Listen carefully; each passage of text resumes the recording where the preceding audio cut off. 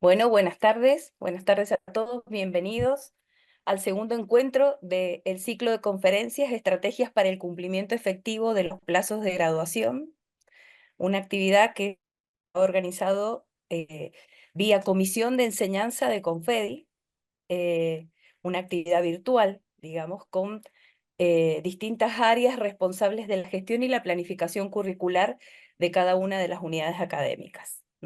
Les damos la palabra al presidente de Confedi, que es quien va a dar la bienvenida oficial e institucional.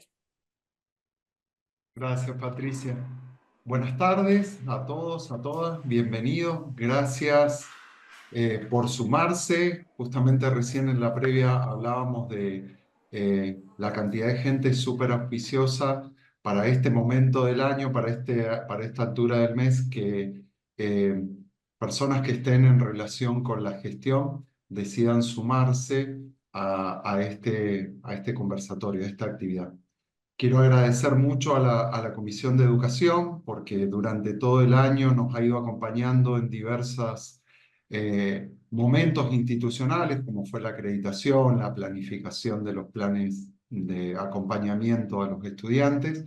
Y ahora aparece este tema de las tasas de egreso, el cumplimiento efectivo de los plazos para ello, eh, y se transforma en algo nuclear, y creo que ahí es donde reitero el agradecimiento a cada uno de ustedes que se han sumado, porque significa que para todos nosotros hace sentido esta situación y se transforma en un desafío. Como ustedes saben, Confedi no es un lugar para buscar recetas mágicas y mucho menos soluciones para todos, sino que es un lugar para la discusión, para compartir ideas, para compartir experiencias, para co-construir estrategias. Y hoy Mario generosamente se ha prestado y va a compartir con nosotros una estrategia como es la modelización para la enseñanza de las ciencias básicas, que esperamos sea un elemento más en la discusión que cada unidad académica, cada departamento tiene que tener hacia el interior, pensando en el perfil de los estudiantes que ingresan, pensando en el perfil del egresado que tenemos que formar porque es nuestro compromiso con la sociedad, pero también mirando la cultura institucional. Espero que sea muy fructífero. La verdad que para mí he sido secretario académico en otro momento, entonces para mí las actividades que tienen que ver con todo lo académico tienen especial interés, no porque las demás no lo tengan, sino porque me convoca por mi trayectoria. Le agradezco a Ana que preparó este encuentro y que está presente, nuestra presidenta saliente, y está acompañándonos. También está Mariana, la actual Mariana Suárez, la actual vicepresidenta de Confedi. Bueno, Luis, también está, a ver, se me perdió, ¿quién más? Bueno, Mauro Sodevila de la comisión. Así que bueno, gracias y bueno, Luis. Una pequeña presentación de Luis, Bueno. porque la primera parte de la conferencia está justamente el presidente de la Comisión de Enseñanza exponiendo sobre las ciencias básicas. El ingeniero Luis Garaventa es profesor de matemática, egresado del Instituto Nacional Superior del Profesorado Técnico de la Universidad Tecnológica Nacional y licenciado en Educación de la Universidad de Quilmes. Ha sido docente en los niveles secundario, terciario y universitario en varias instituciones y actualmente se desempeña como profesor adjunto concursado de Probabilidad y Estadística en la Regional Avellaneda de la UTN y como profesor de Probabilidad Aplicada también en el Instituto Nacional Superior de Profesorado Técnico de la UTN. Ha trabajado como autor y editor de libros de texto de matemática para educación primaria y secundaria, para editoriales como Aike y Estrada. Fue secretario académico y es actualmente el decano de la Regional Avellaneda de la UTN. Es presidente también de la Comisión de Enseñanza estos encuentros virtuales. Ujú. Así que Luis, cuando quieras. Bien, gracias. Voy a compartir pantalla primero. La idea es pensar, voy a hacer una breve, la idea de esto que voy a presentar es una breve introducción que intenta dar pie después a la conferencia que va a dar Mario.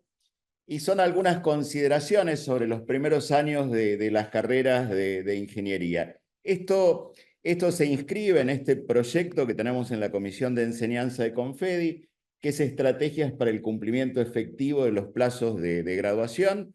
Estuvimos la semana pasada en San Rafael, en el plenario, en el 76 plenario de Confedi, donde hubo una presentación de un equipo de trabajo muy interesante de la UNCUYO, haciendo un análisis en línea con lo que nosotros estamos trabajando, y a ellos les daba más o menos en promedio la duración de las carreras de ingeniería, más o menos 1,8, 2 y algo, veces el tiempo, entre tasa de tiempo real y tiempo teórico de duración de las carreras.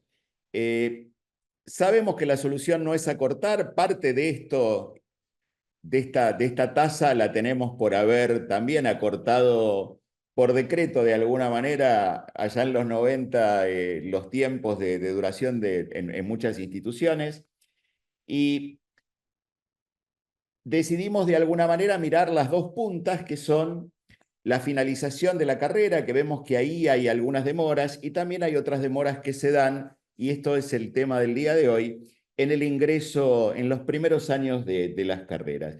La idea, y en línea con lo que decía Augusto, es empezar a ponernos en diálogo franco en las unidades académicas y dentro de ellas para analizar el estado de situación y decidir qué es lo que hacer en esto. Estos cambios posibles se dan o se darán en el contexto de las culturas institucionales. No pensamos que sea útil construir desde aquí recetas, sino abrir un espacio de discusión, abrir un espacio de reflexión entre todas las asociaciones, entre todas las facultades que son socias de Confedi y sus docentes y sus directivos de carrera. La idea en este sentido es poner en juego cuáles son los desafíos, los obstáculos, las oportunidades que permitan la mejora de los tiempos reales de graduación. Antes que nada, y como una aclaración absolutamente necesario, es que esta introducción está construida en gran medida sin ánimo, y lo voy a resaltar varias veces, sin ánimo de establecer juicios sobre lo que hacemos o lo que dejamos de hacer, entre lo que somos y lo que alguien pueda pensar que deberíamos ser, sino simplemente la idea es poder poner sobre la mesa algunas cuestiones y poder trabajar sobre ellas. El primer concepto, y si tenemos que usar un concepto para empezar a definir el estado de situación, sobre todo de aquellos que trabajamos, a mí me toca trabajar en los primeros años de las carreras, concepto central es el de tensión, ¿sí? Los que trabajamos en los primeros años de ingeniería, lo que sentimos de alguna manera, trabajamos sobre tensiones, ¿no? ¿A qué me refiero con las tensiones? Y bueno, las tensiones son la primera, ¿no? Que los estudiantes aprendan y que aprueben, ¿no? Esto, a veces cuando uno trata de mirar las tasas de rendimiento en algunas asignaturas, a veces nos preguntan, ¿no? ¿Pero vos qué querés, que aprendan o que aprueben? En realidad ahí hay una tensión aparente. Uno siente y sabe que si aprenden profundamente, seguramente también van a aprobar. Pero esto aparece en los conceptos. También entre las trayectorias estudiantiles previas de los ingresantes y los niveles de logro que nos exigen los diseños curriculares. No hay una tensión, hay un recorrido muy grande que hay que trazar entre las trayectorias estudiantiles previas, la primaria, la secundaria, y hasta dónde tenemos que llegar cuando terminan de aprobar todas las ciencias básicas. La cultura estudiantil implícita en los diseños curriculares, ¿sí? Y los estudiantes que están en nuestras aulas. ¿Sí? La cultura implícita en los diseños curriculares se sostiene sobre al menos 3 conceptos que en realidad hoy difieren de lo implícito, ¿no? Y esto, vuelvo a recalcar, no tiene ánimo de juicio, pero están sostenidas sobre un concepto distinto en ambos casos de lo que es el esfuerzo, la obediencia y la disciplina, ¿sí? Son 3 conceptos que están implícitos en el recorrido de los diseños y que difieren de lo que son los estudiantes que están en nuestras aulas. Entre la ciencia que aprendimos y la que hay que enseñar, también hay una tensión en eso, ¿no? Lo que fuimos, lo que aprendimos, que lo aprendimos tan bien como lo aprendimos, y ahora es lo que tenemos que enseñar. Yo voy a poner un ejemplo, ¿no? Cuando yo estudiaba, cuando estudié análisis matemático 1, la única forma que había de acceder a cómo era el gráfico de una función de la que me escribían una fórmula era aplicando todas las herramientas del cálculo, buscando el dominio, las raíces, las asíntotas, las derivadas. Y ahora en el celular tengo un graficador que me permite hacerlo.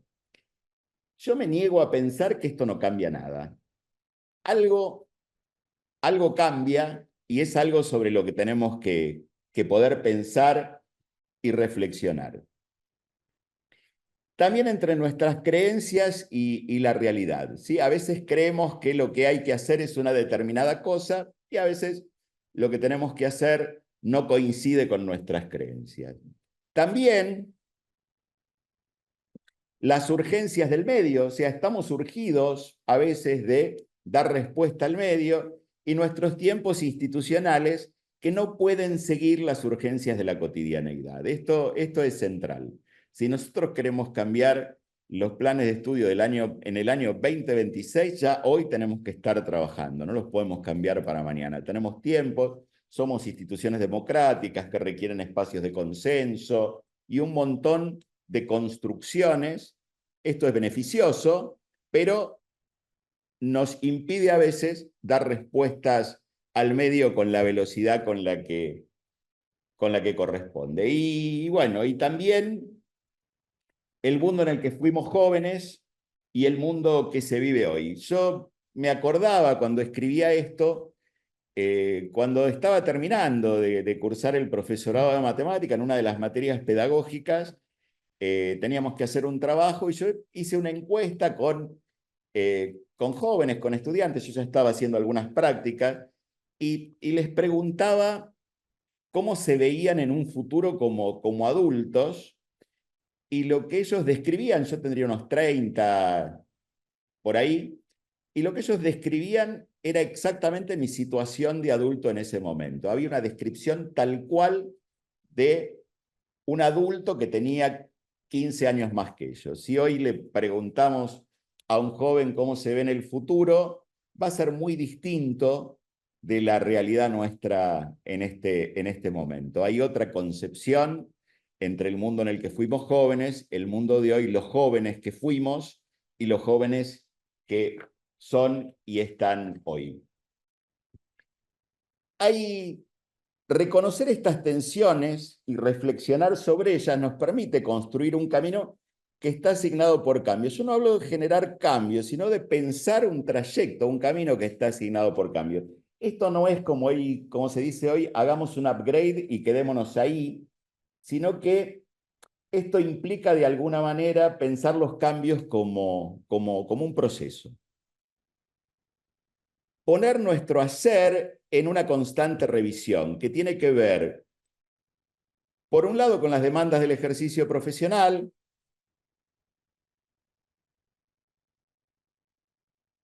acá.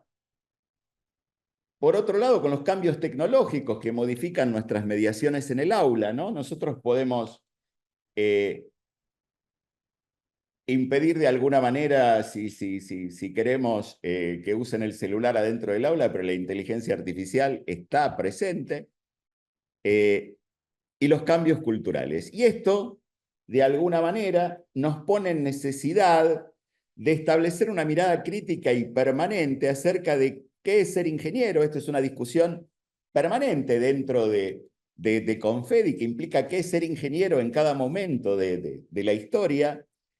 El ejercicio profesional, ¿qué hace un ingeniero? ¿Cómo se desempeña un ingeniero? Y en línea con esto también, las trayectorias educativas que dentro de la universidad trazamos para formar ingenieros que sean aptos para ese ejercicio profesional sobre el que estamos trabajando. Ahí, si pensamos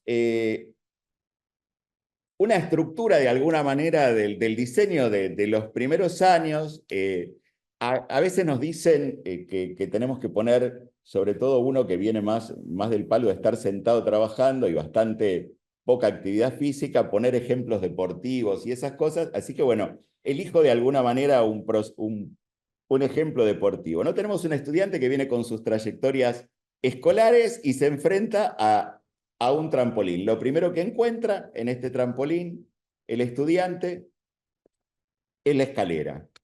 Y esa escalera se construye con las ciencias básicas. ¿Sí? Esto generalmente en todos los diseños que conozco, no sé si hay algún diseño que esté armado de otra manera, los 2 primeros años son esencialmente ciencia básica y algo de tecnología básica.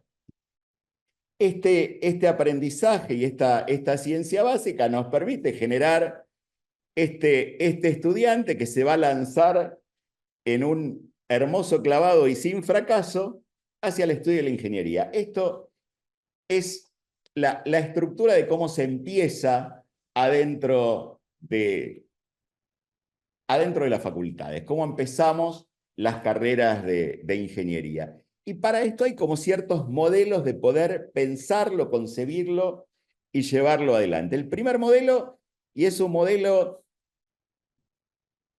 que se diseñó en Confedi hace ya como 20 años, era pensar desde las ciencias básicas cuáles eran las competencias de ingreso que tenía que tener un estudiante. Y a partir de ahí construir las competencias de la ciencia básica, transitar toda la carrera y generar estas competencias de egreso para el profesional. La dificultad de este modelo es que estas competencias de ingreso asumidas están por fuera de los alcances de lo que podemos hacer en la universidad, porque se construyen en otros niveles, ¿sí? Tenemos el Consejo Federal de Educación, que determina cuáles son los contenidos mínimos, qué se hace en la escuela. En la práctica, esta aplicación terminó siendo alguna competencia de ingreso. Tratamos de armamos cursos de nivelación que en el imaginario se pretende que estos cursos de nivelación completen eso que está definido como las competencias de ingreso, y después en las ciencias básicas volvemos a trabajar en la formación de estas competencias que generarían estas ciencias básicas. Si uno revisa, y esto hay un montón de bibliografía que respalda este modelo como un modelo que se practica en demasía. Si revisamos, por ejemplo, los anuarios, las publicaciones que se hacen a partir de el Congreso Argentino de Ingeniería, el EMSI, el IPCIC, encontramos muchos trabajos puestos en mucha energía puesta en ver cómo se compensa lo que pretendemos que tenga un estudiante para poder transitar las ciencias básicas. La realidad es que si yo me paro en lo que necesito, en realidad estoy definiendo al otro, al que ingresa, como carente, como alguien que tiene una formación insuficiente. Hay un modelo, podríamos pensar esto desde otro modelo, que es asumir en un diagnóstico cuáles son las competencias que trae y construir a lo largo de todo el desarrollo de las ciencias básicas y de los cursos de nivelación, todas las competencias necesarias para empezar a trabajar en la formación, como decíamos, para seguir avanzando y generar una base sólida para la formación de un ingeniero que cumpla con las competencias de egreso que están en los estándares. Esto implica, de alguna manera, dos grandes obstáculos a vencer y es sobre lo que tenemos que empezar a trabajar. Cuando uno pide y pregunta muchas veces sobre los estudiantes, lo que encuentra en las respuestas, perdón que estoy viendo que me estoy quedando sin batería y no estoy enchufado, estos obstáculos a vencer, cuando uno pregunta, dice, bueno, no pueden, no saben, no quieren, no fueron educados para, ¿no? Esto es lo que escuchamos. Y en realidad el obstáculo a vencer para nosotros es concebir a las y los estudiantes desde sus habilidades y no desde sus carencias. Esto es central, no definirlos desde lo que no pueden, sino poder empezar a construir un estudiante que ingresa, concebirlo desde lo que puede. Esto implica, hay grandes cambios culturales en el ámbito de lo que llamamos la crianza de alguna forma. Si uno mira las niñeces hoy, en promedio, hoy un niño tarda más en comparación con nosotros cuando éramos niños, ¿no? Los niños pareciera que tardan más en hablar correctamente, en dormir solos, en dejar los pañales, en caminar. Esto es porque, y vuelvo a no poner juicios, esto es porque de alguna manera hay otras formas de crianza, otra concepción, ¿sí? Que implica pensar de alguna manera que aprender por demanda insistente puede implicar alguna frustración que en el niño le implique el no poder y el no poder avanzar. Esto, de alguna manera, esta crianza genera estudiantes que tienen una relación distinta, adolescentes que tienen una relación distinta con cuestiones que son centrales para la educación, como son el deseo, el fracaso, la frustración, ¿sí? Y la relación, esto es central, entre el esfuerzo y la recompensa, ¿no? La relación que hay entre el esfuerzo y la recompensa. El esfuerzo per se no forma parte de las culturas de los estudiantes. Tiene que tener de alguna manera una garantía de esa recompensa. Esto exige en nosotros una capacidad de reconocer estas características, estas formas como el ser del estudiante y no lo que no es. Si no podemos partir de esto, vamos a tener serias dificultades en la formación y en la construcción de trayectorias educativas para los estudiantes. Otro obstáculo a vencer, perdón que me pasé acá, es reconocer la distancia real que hay entre el saber disciplinar, ese saber sabio, y lo que enseñamos, que es el saber enseñar. El saber enseñado. Esto aparece, esto es una definición de Chevalar, un didacta de la matemática, para poder diseñar nuevos objetos enseñables de alguna manera. Pongo un pequeño ejemplo, voy en una brevedad con esto. Cuando íbamos a la escuela primaria para aprender el concepto de fracción, aprendíamos una cosa que eran la fracción propia, la impropia, la aparente, ¿no?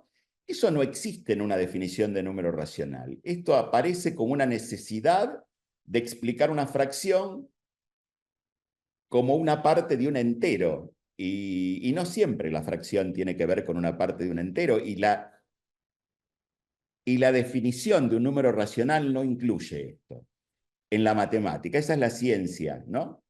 Y esto es el saber enseñado. Construimos objetos para poder enseñar, para poder aprender, para que puedan aprender y para que puedan construir trayectorias de aprendizaje. La realidad es que las primeras ediciones de los libros, muchos libros que usamos, tienen 50 años y han sido construidas y han sido modificadas, vamos por la edición 17, la 11, la 12, y estas modificaciones se han hecho porque la realidad desde ese momento hasta ahora ha estado atravesada, mínimamente digo, por las calculadoras programables, por los smartphones, por la inteligencia artificial, ¿sí? Y estas trayectorias yo las pienso de alguna manera como una pared, ¿no? En algún momento la pintamos, en otro momento la empapelamos, después le pusimos textura, después la volvimos a pintar. En algún momento esta pared hay que volverla al ladrillo y hacerla de nuevo. Y creo que este es el momento de poder pensar cómo construir trayectorias que sean en este momento representativas de la ciencia y que sirvan para aprender la ciencia que es y la que necesita hoy un ingeniero. ¿Por dónde empezamos? Y acá breve con esto, ya terminando. Algo que yo llamé el diálogo interbloque, que es pensar poner los 4 bloques en diálogo y en discusión. Las ciencias básicas, las tecnologías básicas, las aplicadas y las ciencias complementarias. Hay que ponerlas en discusión. Necesitamos discutir estos primeros años con los profesionales que hoy gerencian e investigan en términos de ingeniería. Todos sabemos que para ser ingeniero, por ejemplo, hay que saber derivadas, pero ¿qué es saber derivadas hoy para un ingeniero? Derivar por definición, eso es hoy tener conocimiento de la interpretación geométrica, conocer las reglas algorítmicas de la derivación. Hay un tema que es central hoy. ¿Cuál es el valor de la algoritmia en todo lo que hacemos? ¿Sí? Esto que planteo, yo entiendo que hay lógicas disciplinares para poder trazar que hay que respetarlas, ¿no? Uno no puede enseñar un recorte de la matemática tan ad hoc para una ciencia, pero tampoco toda la enseñanza de la matemática puede ser la justificación matemática de lo que tenemos que hacer. Lo mismo pasa con la física y puede pasar también incluso con la química. Este diálogo no puede ser iniciativa de un docente. Este diálogo necesariamente requiere de una gestión institucional y de un compromiso institucional para generar estos cambios. Por eso hay algo que es central y es que la discusión primera hoy no es una discusión didáctica ni de incorporación de tecnologías. El punto de partida es necesariamente volver a pensar qué hay que enseñar y con qué propósitos. La didáctica y los recursos tecnológicos son herramientas indispensables para poder hacerlo. Pero hay que discutir seriamente por dónde arrancar. Y esto no se trata en solitario, sino que hay que trabajarlo, vuelvo a insistir, desde la gestión. Desde el CONFEDI y esta comisión de enseñanza, estamos acompañando estos procesos que más temprano que tarde van a atravesar nuestras carreras, y esto vale como un espacio disparador para empezar estos diálogos. Una sola pregunta, y porque si no, para poder dar una explicación cómo articula esto con la presentación de Mario. Yo creo fuertemente que el enfoque que Mario está presentando hoy es un enfoque que logra romper algo que tenemos inserto tradicionalmente, que es pensar que primero uno reconoce un objeto, después opera con él y después lo aplica en la resolución de problemas. Estas estrategias de modelización y la perspectiva del STEM nos permiten pensar que uno puede ir desde el resolver problemas hacia los conocimientos iniciales. Y este es el punto de partida por el cual ponemos a dialogar estas dos presentaciones. Les doy gracias por escuchar y bueno, y paso la posta para Patricia. No dijimos nada al principio, pero bueno, las preguntas las pueden hacer por el chat y vamos a hacer un espacio de preguntas al finalizar las dos exposiciones. Sí, muchas gracias, Luis. Tengo que dejar de compartir, ¿no? Acá estoy, ya estoy. Ahí estoy. Bien, gracias. Bueno, es el turno del doctor Mario Alejandro Di Blasi Regner, director del Departamento de Materias Básicas y de la Licenciatura en Enseñanza de la Matemática en la Facultad Regional General Pacheco de la Universidad Tecnológica Nacional. Es doctor en Enseñanza de las Ciencias, mención matemática, por la Facultad de Ciencias Exactas de la Universidad Nacional del Centro de la Provincia de Buenos Aires, en Tandil. Realizó estudios de licenciatura y especialización en Enseñanza de las Ciencias en la Universidad Nacional de General San Martín, Es profesor de matemática y matemática aplicada, egresado también del Instituto Nacional Superior de Profesorado Técnico en la ciudad de Buenos Aires. Actualmente es profesor asociado con dedicación exclusiva en la Facultad Regional General Pacheco de la Universidad Tecnológica Nacional. Es director del grupo de investigación en enseñanza de las ciencias básicas en la UTN, en la regional también de General Pacheco, en cuyo marco también ha dirigido y o codirigido proyectos de investigación desde el año 97 hasta la actualidad. Es investigador categoría 3. Ha participado como expositor en congresos nacionales e internacionales y ha publicado artículos y libros de su especialidad. Una prolífica tarea y desarrollo de productos y difusión de resultados. Mario, es toda suya la presentación. Bueno, muchas gracias Patricia por la presentación. Agradezco a la Comisión de Enseñanza de Confedi por haberme invitado a participar de esta actividad y agradezco mucho a los participantes por el interés en participar. Bien, el nombre de mi exposición es Modelización y Educación STEAM en las materias básicas. Voy a empezar en realidad explicando para todos o contando un poco de manera resumida, seguramente la mayoría de quienes participan ya conocen el enfoque STEAM, pero voy a hacer como un recorrido muy breve para después centrarme en los aspectos importantes de este enfoque relacionado con la presentación o el inicio de esta actividad por parte de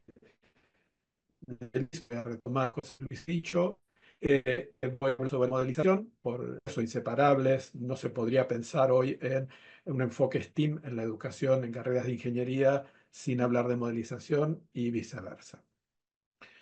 Bien, ¿cuál va a ser el recorrido de mi exposición? Bueno, brevemente voy a contar los orígenes y la evolución histórica del enfoque. Vamos a reflexionar por qué deberíamos interesarnos en este enfoque, ¿no? Algunas de estas pistas las ha dado muy bien Luis. ¿Cuándo podemos afirmar que un recurso o una actividad de aprendizaje que le presentemos a los estudiantes podemos decir que está enmarcada en este enfoque? Podemos hablar de educación STEAM sin involucrar tareas de modelización matemática, es decir, de alguna manera yo ya adelanté en el título que esto sería bastante difícil, aunque no imposible, y contarles algunos posibles proyectos y generar algún poco de inspiración para ir pensando, para que aquellos que deseen adentrarse en este enfoque y empezar a innovar y a renovar alguna de sus prácticas tengan los recursos o saber a dónde. Siempre ayuda mucho que alguien nos diga cuando queremos innovar para dónde ir o por dónde es la dirección que nos conviene o que parece ser más útil. Bien, todos saben que STEM es un acrónimo en inglés de ciencia, tecnología, ingeniería y matemática. Voy a pasar breve esto para no detenerme mucho, pero sí me parece importante mostrarles que este enfoque no tiene nada de nuevo, nada de reciente. Se lo puede ubicar por allá por la década del 40, eh, básicamente con la aparición de las primeras computadoras, el lanzamiento del Sputnik, las bombas nucleares, etcétera, etcétera, y un interés de los países centrales, podríamos decir, en llevar las ciencias a los sistemas educativos de una manera, con una presencia mayor de la que tenían hasta ese entonces. Ustedes todos saben que en el siglo XIX, principios del XX, los sistemas educativos eran mayoritariamente humanistas y estaban centrados en la historia, en las letras, en la geografía, en el arte y no tanto en las ciencias. Entonces, ahí podríamos poner un punto de inflexión, en la década del 40. En la década del 50, la National Science Foundation, que en Estados Unidos hace mucho hincapié en la incorporación de este enfoque promoviendo las vocaciones científicas. Como decía, en el 57 se lanza el Sputnik y en la década del 50 en la década del 90, perdón, se empieza a usar de manera oficial el acrónimo. El acrónimo es relativamente nuevo, no la mirada o el enfoque respecto de la necesidad de enseñar ciencias y además hacerlo de una determinada manera, trabajando de forma multidisciplinaria, ¿no? Entonces, dicho esto, educación STEAM es ciencia, tecnología. Recientemente, esto es más novedoso, lo voy a comentar en unos minutos, se incorpora la A de artes. Quiero aclarar que en inglés ese arts no se trata solo de artes, de lo que uno entendería en español o nosotros entendemos habitualmente por artes, más relacionado con artes con las plásticas, sino que involucra en realidad a todas las ciencias sociales, ¿sí? Básicamente este enfoque está centrado en la idea de multidisciplinariedad, en la idea, no hablo de interdisciplinariedad o de transdisciplinariedad o algunos otros usos que no son sinónimos, porque implicarían otra cosa. Acá en principio de lo que estamos hablando es que estas disciplinas trabajen de manera conjunta y recientemente se incorpora el término de integrada, es decir, se habla de educación STEM o educación STEAM integrada. Eso sí es más reciente para en alguna manera remarcar lo que siempre estuvo presente en el enfoque, que no es cada una de estas disciplinas aisladas, sino trabajando en conjunto detrás de resolver un problema del mundo real. Del mundo real o lo más cercano posible al contexto de los estudiantes, ¿sí? Todos sabemos por nuestra experiencia personal, más allá de nuestra experiencia como docentes, que si nos presentan alguna pregunta, alguna cuestión, alguna problemática que de alguna manera esté vinculada, relacionada con nuestro entorno, con nuestros contextos, con nuestras necesidades, generalmente eso provoca más motivación, más ganas de aprender, más interés, más participación, más atención. Esto que a veces, como decía bien Luis, no encontramos en nuestros estudiantes, ¿no? Este enfoque educativo, podríamos poner como definición, como una posible definición, es un enfoque educativo multidisciplinario dirigido a promover el desarrollo de competencias. En el enfoque STEAM, lo que está en el centro de la cuestión son las competencias, las habilidades, las capacidades, ¿no? Nosotros sabemos muy bien que no son sinónimos, pero en la bibliografía en general uno encuentra un poco mezclado, a veces se encuentra la palabra competencia, a veces se encuentra habilidad, a veces capacidad. Yo diría de competencias, en los términos que nosotros lo entendemos, mediante la investigación y el aprendizaje activo a través de la resolución de problemas aplicados al mundo real.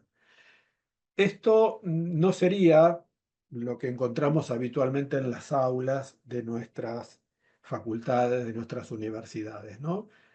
Investigación, aprendizaje activo, resolución de problemas, porque como bien decía eh, Luis, estamos todavía muy enfocados en los contenidos. Y nadie está hablando aquí en contra de los contenidos, ni del contenido disciplinar, ni de los aprendizajes disciplinares, pero sigue siendo el centro de la escena los contenidos más que las competencias, más allá de todo el trabajo que hemos hecho en los últimos años, en las adecuaciones curriculares, el trabajo que ha hecho con FEDI, pero la realidad es que hoy uno abre la puerta de las aulas y seguimos viendo o seguimos encontrando que las tareas que se realizan para enseñar y para aprender están más centradas en contenidos que en competencias, ¿no? Resolución de problemas, algo que no tiene nada de nuevo, muy hablado, presentado, conversado, expuesto en diferentes contextos y situaciones, pero todavía muy lejos de la realidad del aula.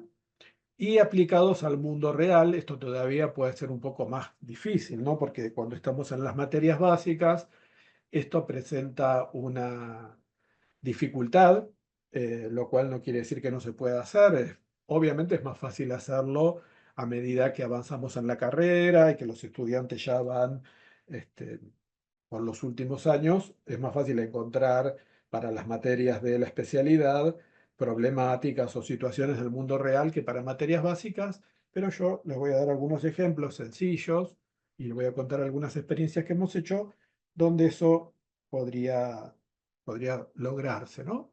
Siempre, como en cualquier innovación o en cualquier intento que uno haga de modificar sus prácticas, esto, por supuesto, es progresivo, es lento, es de a poco, es probando, intentando. Es decir, como sabemos, en general, si uno intenta hacer todos los cambios necesarios o los cambios que uno quiere hacer de golpe y todos juntos, en general eso no funciona, pero podemos ir haciendo pruebas, ensayos, viendo cómo nos resulta en experiencias breves, en periodos de tiempo breves, probablemente con un curso, no con todos.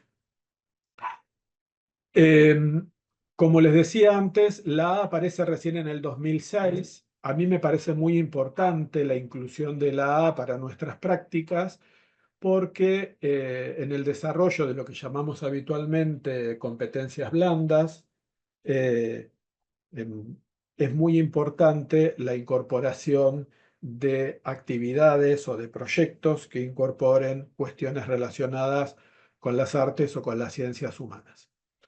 El objetivo de la educación STEAM integrada es preparar a los estudiantes para resolver los problemas acuciantes del mundo mediante la innovación, la creatividad, el pensamiento crítico, la comunicación eficaz. Y acá aparece cosas que hemos leído en muchísimos documentos de Confedi, en muchísimas adecuaciones curriculares o reformas curriculares de nuestras universidades, que tenemos que poner la mirada en lo que llamamos las habilidades del siglo XXI, ¿no? El pensamiento crítico, la resolución de problemas, la comunicación, la colaboración, la creatividad y la innovación. Me voy a detener aquí porque esto es algo que escuchamos mucho, que decimos mucho, pero de nuevo se ve poco en la realidad. Todos sabemos que la irrupción ya no de Internet, de la web, de las redes sociales y demás, sino ahora de la inteligencia artificial que avanza a pasos agigantados. Yo suelo sorprenderme de lo que encuentro cada vez que me pongo a hacer algo con inteligencia artificial, nuevas aplicaciones, nuevas capacidades del ChatGPT o del Gemini o del que uno utilice, pero ya lo que hace 2 meses me dejaba boquiabierto, ahora ya me parece viejo. Es asombroso la velocidad con la que han avanzado y siguen avanzando permanentemente, y eso parecería que se acelera de manera exponencial. De modo que, como bien decía también Luis, no podemos hacer que no vemos eso. Y los libros, como también decía bien Luis, siguen siendo los mismos libros de hace décadas, como si acá no hubiera pasado nada. Muchas veces nuestra práctica docente intenta de alguna manera, y esto es bastante entendible, humano, no es que me sorprenda para nada, pero tenemos como una resistencia al cambio, a permanecer en nuestras prácticas, en lo que vivimos como estudiantes y demás. Y hoy realmente sería muy difícil de contestar em, qué sería lo que nuestros estudiantes van a necesitar saber dentro de algunos pocos años. Lo que sí es seguro, si hablamos de contenidos, ¿no? ¿Qué es lo que van a necesitar saber? Porque en general, como bien lo dijo Luis también, nosotros tenemos en general, cuando hablamos de las carencias de los estudiantes, tendemos en general a como carencias lo que nosotros creemos que ellos deberían saber, más que lo que realmente necesitan saber. Y eso pensándolo en el presente como carencias. A veces repito, quizás no fui claro, identificamos como una carencia algo que nosotros creemos que necesita saber, no algo que realmente necesita saber. Y si lo pensamos de acá a unos años, esa duda es todavía peor. Es decir, yo la verdad que no creo que alguien pueda responder hoy con mucha certeza a eso. Lo que sí estamos todos seguros, y eso sí creo que nadie duda, es que estas habilidades van a seguir siendo importantes dentro de 5 años, 10 años, 20 años. Cuando nuestros estudiantes egresen, va a ser muy importante que hayan desarrollado el pensamiento crítico, porque la interacción con la inteligencia artificial que les va a resolver un montón de cuestiones que hoy resuelven de otra forma, es decir, la van a resolver solo haciéndole una pregunta a alguna aplicación con inteligencia artificial, siempre va a requerir que esa respuesta sea evaluada críticamente. Van a necesitar resolver problemas y valerse de la inteligencia artificial para eso, pero va a haber muchas decisiones en esa resolución que van a depender de ellos. Van a tener que tener habilidades de comunicación, de colaboración, de creatividad e innovación, ¿no? No porque no las tenga o no crea que las vaya a tener la inteligencia artificial, porque yo hasta hace poco decía que una de las cosas con las que estábamos tranquilos era que la inteligencia artificial nunca iba a tener la creatividad que tenemos los seres humanos o la capacidad de innovar, y hoy dudo realmente de lo que decía hace muy poco tiempo, ¿no?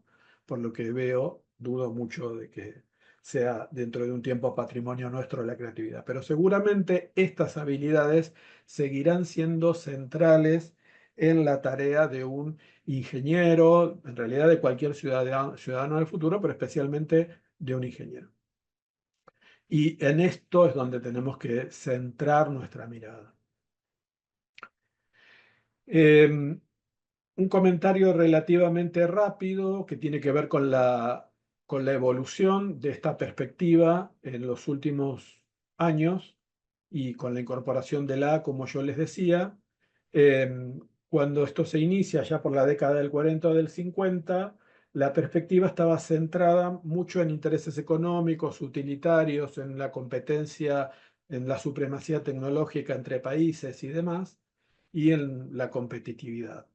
Pero hoy el enfoque está más centrado, por eso hablamos de una perspectiva humanista, en las implicaciones sociales y humanas de la ciencia y la tecnología, y un compromiso con una ciencia activa, participativa, basada en la comunidad, con llamamientos a la equidad, a la justicia social y a la plena ciudadanía, que también esto está presente en las competencias, tal como nosotros las entendemos, en los aspectos éticos, sociales, de impacto, de esas competencias que nosotros queremos desarrollar en nuestros estudiantes cuando egresan, ¿no? Es decir, no solamente aprender ciencias, sea con el enfoque que sea, sino en esta mirada crítica de la ciencia y de sus implicancias en la sociedad. ¿Bien? ¿Cómo podríamos describir a esto que llamaríamos la educación tradicional? Y es donde estamos parados hoy, ¿no? Porque siempre hablamos, parece que la educación tradicional es del pasado, y la verdad es que eh, estamos parados acá, la mayoría de nosotros todavía, ¿no?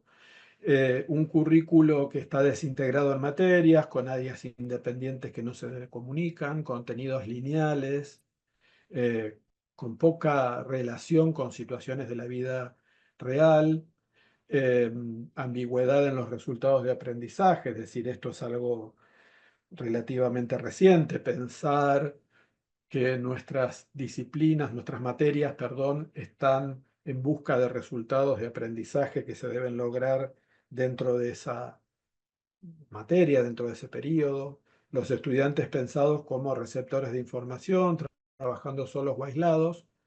Y acá quiero hacer hincapié en que no es que porque un día en una clase los pongamos a hacer un trabajo en grupos, están dejando de trabajar solos o aislados, ¿no? Todos sabemos que la competencia de trabajo en equipos es algo diferente a los hechos aislados en los que los estudiantes les proponemos hacer algo en un grupo de 4 o 5 compañeros. Y los maestros, o los que enseñan, en el sentido bien genérico, como transmisores de conocimiento. En la educación STEAM, o en este enfoque, claramente tenemos que orientarnos hacia esas competencias o habilidades del siglo XXI que comentaba recién, con materias y experiencias de aprendizaje integradas. Tenemos que tratar de hacer el esfuerzo que estas experiencias de aprendizaje que les proponemos a los estudiantes no sean monodisciplinares. Eso no es algo que se logra de un día para el otro, pero creo que todos tenemos que poner el foco en eso e intentar brindarle a nuestros estudiantes experiencias de aprendizaje que integren más de una disciplina. Alumnos como emprendedores y productores de conocimiento, activos y comprometidos con su aprendizaje, y los maestros como mentores o facilitadores de ese aprendizaje, ¿sí?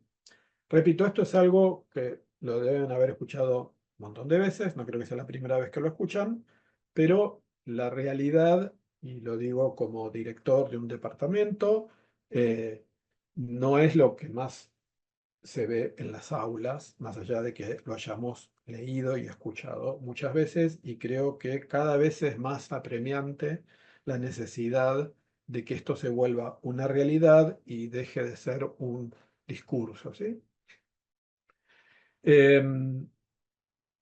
¿Por qué deberíamos interesarnos en este enfoque? Bueno, básicamente por lo que acabo de decir recién, porque necesitamos contar con ciudadanos, en nuestro caso con futuros ingenieros capaces de enfrentar los desafíos del siglo XXI, ¿no? Que tienen que ver con los problemas que va a generar el cambio climático, el desarrollo de la gestión energética, la restauración de las zonas degradadas. Es decir, eh, hay un montón de problemas que claramente estamos viviendo hoy y que van a empeorar, seguramente, lamentablemente, y para los cuales debería estar preparado para la comprensión y para el entendimiento de las causas y de la participación en la solución o en la colaboración en la solución de ellos, cualquier ciudadano, más aún un egresado de ingeniería. Les quería mostrar, esto es algo que también alguna vez habrán visto, seguramente en su trayectoria profesional. Esto es investigación pura. La pirámide de Dale es una investigación del año 69 y no por vieja, desactualizada. Digo, esto es investigación pura, ¿no? Esto es algo que se hizo en un proyecto de investigación fundamentado, documentado. Esto no es inteligencias múltiples o cosas por el estilo que a alguien se le ocurrió un día y se levantó y dijo, bueno, existe esto.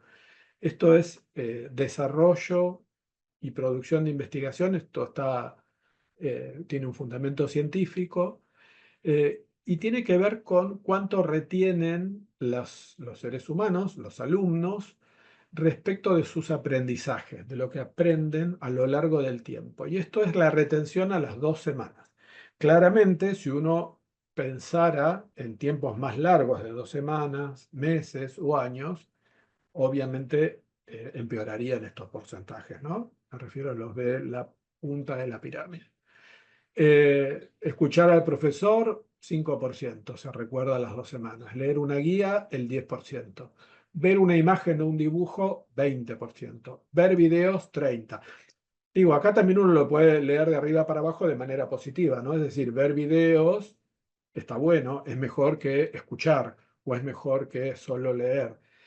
Decir y discutir, es decir, cuando tengo que debatir en un grupo, que no sería hago un trabajo con un grupo, sino el debate y la discusión, 50%, un gran aumento respecto de solo escuchar y leer. Realizar un proyecto, es decir, hacerlo, 75%, y decir y hacer, es decir, no solamente involucrarme en un proyecto, sino después tener que explicarlo, 90%.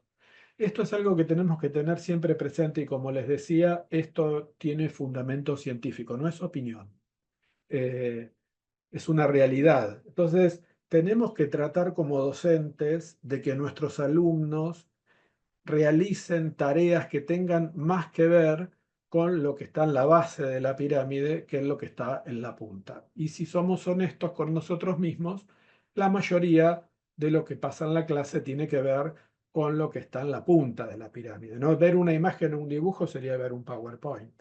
Es decir, lamentablemente, en algún momento se generó cierta convicción de que era un método maravilloso o eficaz o mejor que escribir en el pizarrón, presentar diapositivas.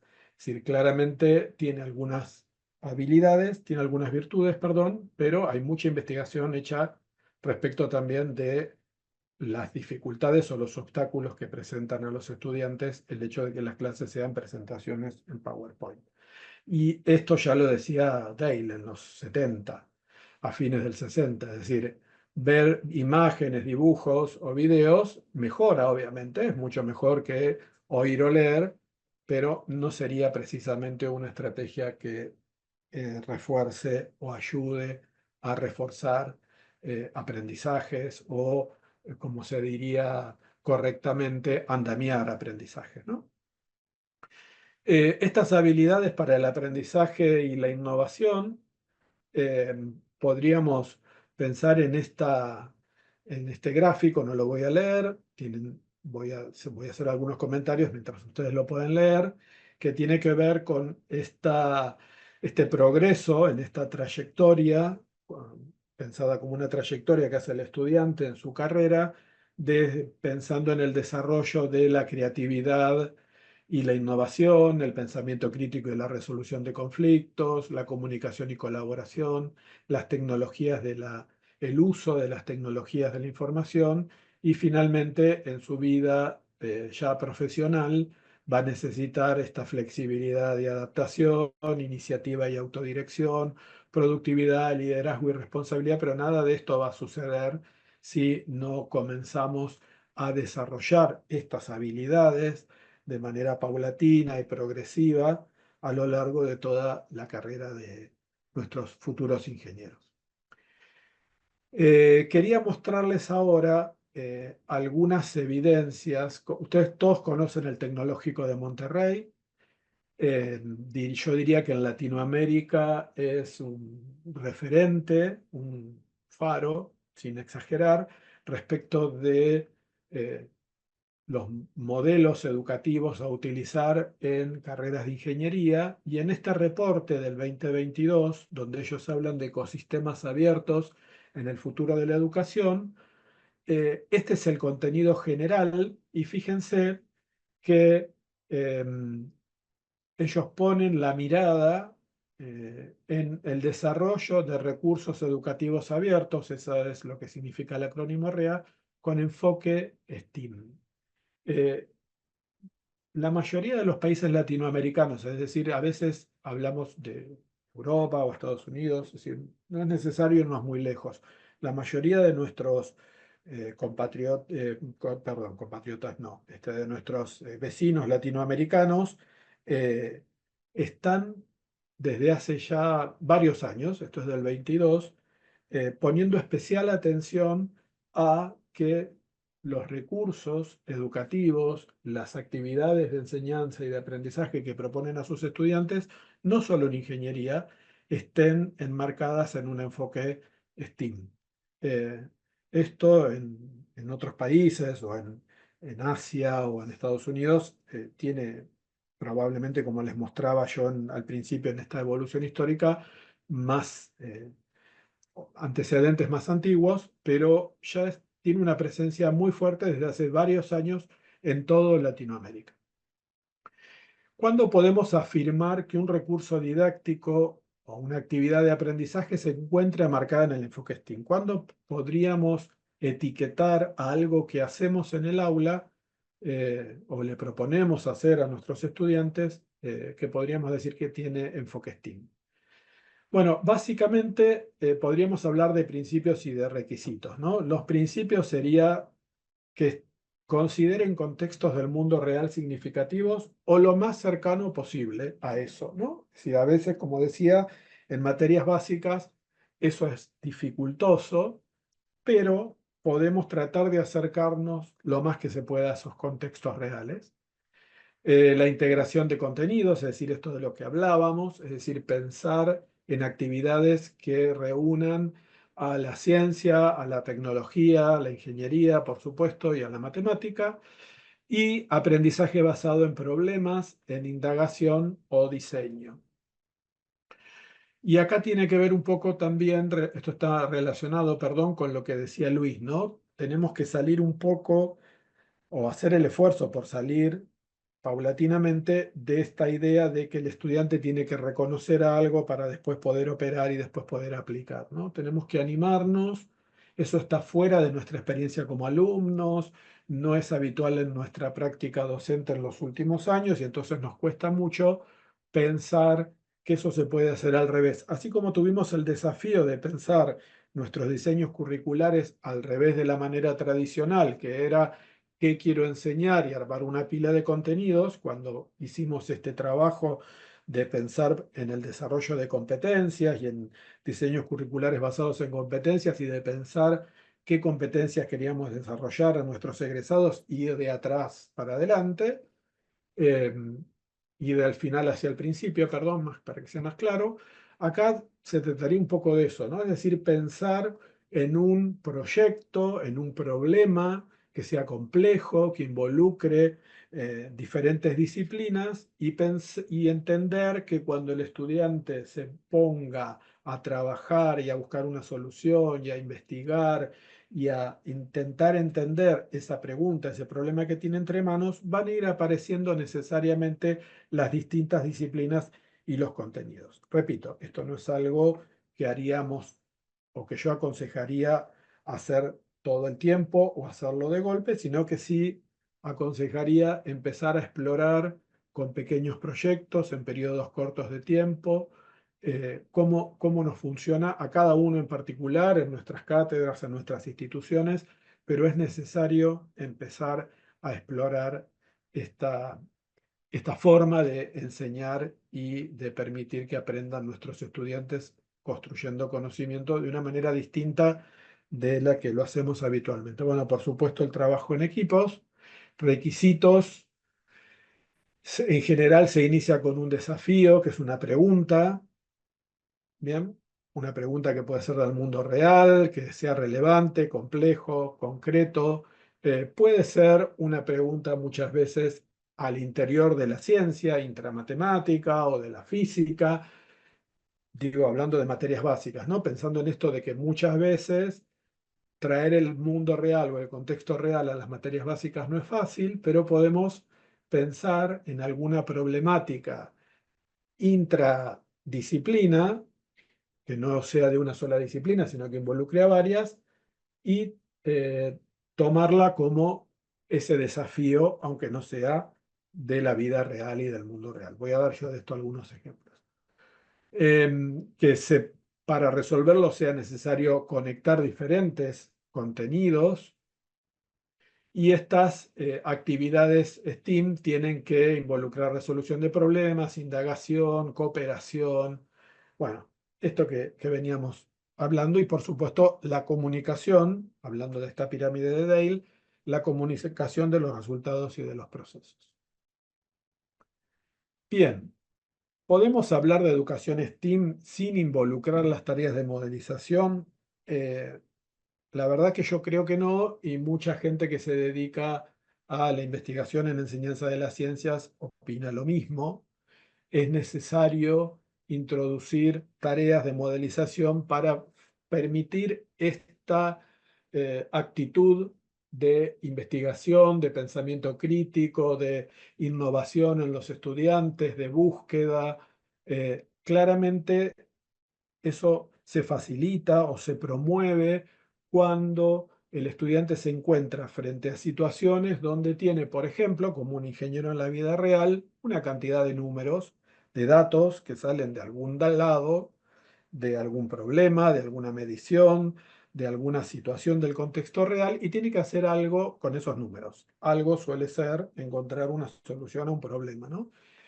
Y allí esta habilidad, esta competencia de modelización matemática se vuelve crucial en el perfil de un ingeniero.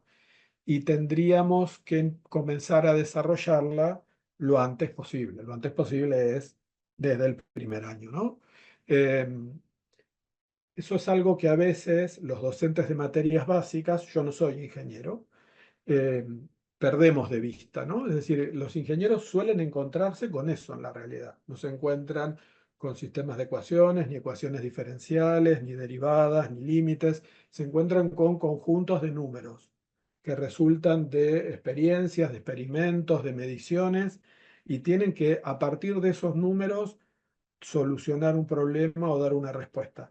Y allí es donde la capacidad o la habilidad o la competencia de modelizar se vuelve crucial, ¿no? Es decir, ¿qué hago con estos números? ¿Cómo puedo darle a esto una estructura matemática? ¿Cómo puedo utilizar la matemática para que ese conjunto de números, que son solo eso en principio, tengan puede ir encontrando allí información, la puede ir interpretando y pueda finalmente proponer una respuesta a la pregunta que tenía o una solución a mi problema, ¿no?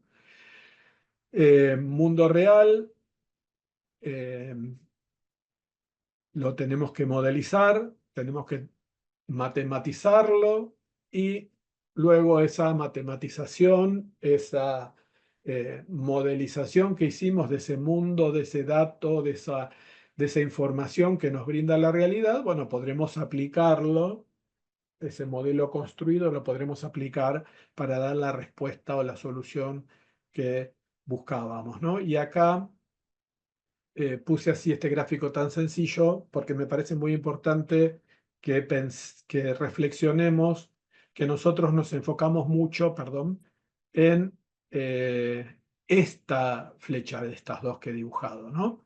Es decir, en aplicar. Nosotros tenemos en mente que le tenemos que enseñar, como bien decía hace unos minutos Luis, al estilo de las taxonomías y demás, de varios autores, no voy a mencionar a ninguno en particular para no parecer que tengo algo en contra de alguien. Esta cosa de primero tiene que reconocer, tiene que operar y después aplica. Entonces no podemos hacer nada realmente complejo, realista y demás, hasta tanto el estudiante no tenga un dominio de todo lo que está acá. Y después, cuando tiene un acabado dominio de todo lo que está acá, lo aplica. Bien, en el enfoque STEAM, en realidad, y por eso está tan relacionado con la modelización, la propuesta es totalmente diferente. Es abordar situaciones o problemas de cierta complejidad, donde no está involucrada una sola disciplina, donde es necesario estas habilidades del siglo XXI, de las que estuvimos hablando, para construir a partir de ese proceso de modelización algún conocimiento matemático, que básicamente va a ser un modelo o algo que tiene estructura, la estructura de la matemática, el lenguaje matemático, la forma de los objetos matemáticos que nosotros conocemos para modelizar esto que eran generalmente solo números o formas, etc. De modo que esta diapositiva, que parece inofensiva, es un poco muy cuestionadora o es el gran cuestionamiento que nos tenemos que hacer, ¿no? Es decir, si vamos a primero enseñarles todo esto que creemos que ellos tienen que saber para que después lo apliquen, o vamos a empezar a animarnos de a poco a abordar situaciones complejas, que no sean monodisciplinares y demás, y tratar de recorrer este proceso de modelización para construir conocimiento. Este es un esquema bastante conocido y clásico de esto que acabo yo de describir, ¿no? Tenemos un tema, una problemática que la vamos a formular. Vamos a tener datos experimentales, este famoso conjunto de números o de información. Vamos a tener que abstraer de esos datos o de esos números o de esos registros un modelo, algo que explique en términos matemáticos estos datos y este problema que tenemos. Esto está en constante interacción, ¿no? Ahí hay un ida y vuelta, finalmente una resolución matemática a partir de ese modelo. Vamos a llegar a tener una solución analítica o numérica que vamos a tener que validar con esos datos experimentales, a ver si efectivamente se adecua y da respuesta a eso. Y luego esta solución la podremos aplicar en otros problemas similares y también en otros contextos, no necesariamente en el mismo tipo de problemas. Mientras más este modelo sea más poderoso en términos matemáticos y mayor sea la comprensión que hayamos logrado en nuestros estudiantes de cómo funciona ese modelo, seguro esta aplicación podrá ser más amplia y más diversa y no solo aplicarse a problemas similares o del mismo tipo. Posibles proyectos. A partir de ahora solo les voy a contar cosas, voy a aclarar cuáles son ideas y cuáles son realidades, pero la idea a partir de ahora es mostrarles o tratar de mostrarles que podemos pensar cosas que no sean monodisciplinares para nuestro trabajo en materias básicas. Como bien decía Luis también, eso implica de a poco ir sacándonos de la cabeza la estructura que tenemos para las materias básicas actualmente, que es esta que acabamos de describir como el modelo tradicional, como el enfoque tradicional, es decir, espacios disciplinares que están aislados, donde no hay interacción ni horizontal ni vertical, donde el profesor de análisis matemático 1 trabaja en análisis matemático 1 y el de álgebra y geometría analítica trabaja en álgebra y geometría analítica y el de física lo mismo, y no hay allí interacciones entre ellos y menos aún a veces de un año al otro, lo cual también es posible, ¿no? Las interacciones de las que estamos hablando en este enfoque no son solo horizontales, sino que pueden y deberían ser también verticales. Bueno, esto es solo un enunciado de consignas que uno podría pensar para trabajar de manera multidisciplinaria con nuestros estudiantes, enunciadas como consignas, ¿no? Con qué es lo que es, así como están aquí, es como uno se las plantearía a los estudiantes para el inicio de las investigaciones, de, del trabajo con ellos, como les decía, en diferentes disciplinas dentro de las materias básicas. No son para nada originales, solo quería mostrar ejemplos de cosas que se podrían hacer realmente en nuestras universidades, ¿no? Este que estoy marcando es algo que a mí me preocupa mucho y que ya lo estuve charlando con mis estudiantes y seguramente será algo que vamos a hacer el año que viene. En todas nuestras facultades generalmente usamos agua potable, que todos saben que es muy costosa de producir, o sea que acá también entran las cuestiones, como les decía en el enfoque STEAM, sociales y el medio ambiente, y desperdiciamos el agua de lluvia. Y después usamos el agua potable en los baños. Es decir, usamos agua potable para el inodoro, usamos agua potable para usos que podríamos usar agua de lluvia. Estamos siempre hablando de los ODS y tenemos un discurso muy fuerte en esa dirección.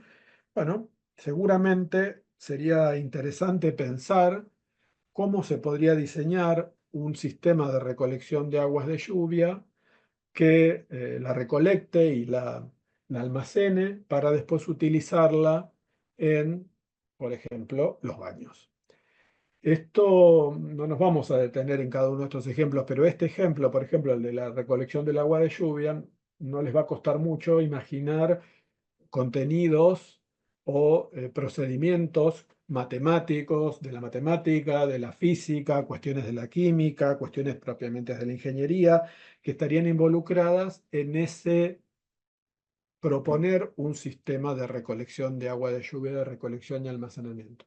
Este podría ser, por ejemplo, un problema vinculado a la realidad abordable en materias básicas. Es decir, seguramente va a haber que interactuar con los departamentos de especialidad, con algún profesor de especialidad, etcétera, etcétera, lo cual es también lo deseable, ¿no? Es decir, no solamente interactuar entre las disciplinas de materias básicas, sino, como yo digo, cruzar el pasillo y hablar con las otras especialidades e empezar a interactuar para resolver un problema que se va a trabajar en materias básicas, pero que probablemente requiere de algún conocimiento técnico específico que nos pueden brindar los docentes de la especialidad. Un problema que nosotros hemos trabajado es el desarrollo de una plataforma elevadora. Voy a dejar que los vayan leyendo mientras lo comento. Esto tiene que ver con plantearles el desafío que está escrito acá abajo. Un avión de tipo A320 requiere una plataforma elevadora que se eleva hasta 4 metros. ¿Cuál será el desplazamiento horizontal que ocurre en la tijera para una elevación de 4 metros? ¿Cómo se relaciona la altura alcanzada por la plataforma en su desplazamiento horizontal? Este tipo de actividades tiene un interés para los ingenieros o un interés ingenieril en la formación de ingenieros, es que es una actividad, por ejemplo, no todas tienen esa característica, pero esta la tiene, que es la de construcción de prototipos. Eso a los estudiantes en general los interesa mucho, tiene beneficios para el aprendizaje muy importantes, porque además de la modelización matemática y el uso del GeoGebra y pensar en ecuaciones o en funciones o en cálculos, yo puedo verificar si eso sucede o no sucede en la realidad con lo que llamamos un prototipo, ¿no? Eso es muy interesante de hacer. Las actividades en las que uno puede pensar en un prototipo como forma de verificar experimentalmente si este modelo que yo he construido desde la matemática, desde la física, desde alguna otra disciplina, efectivamente funciona o no. Esta foto es de la Facultad Regional Pacheco. Hay un libro muy conocido, de hecho es una actividad que en su momento auspició, promocionó el Confedi, que es este libro que se publicó en el 2019, El enfoque por competencias en las ciencias básicas. En ese libro nosotros publicamos una experiencia, habíamos hecho en ese año dos experiencias, una con alumnos de primer año y otras con alumnos de segundo año. En el caso de primer año era esta experiencia que se ve acá, es decir, básicamente un tacho con agua que tenía un agujero y salía el agua de allí. Se iba vaciando paulatinamente.